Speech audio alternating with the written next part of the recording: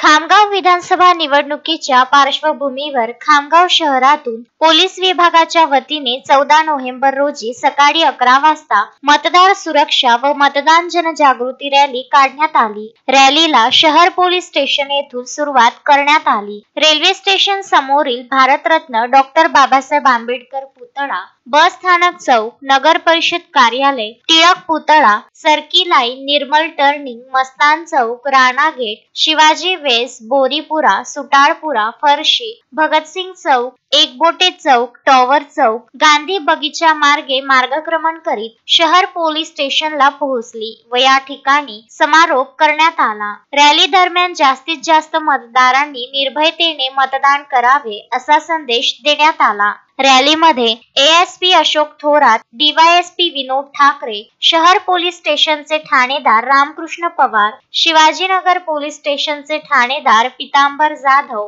ग्रामीण पोलीस स्टेशनचे ठाणेदार आलेवार, हिवरखेड पोलीस स्टेशनचे ठाणेदार चौधरी यांच्यासह 14 पोलीस अधिकारी, 100 पोलीस कर्मचारी, CrPC platoon, 60 Madhya Pradesh police सहभागी झाले होते। मोहम्मद फारूक, विदर्भ न्यूज, खामगाव।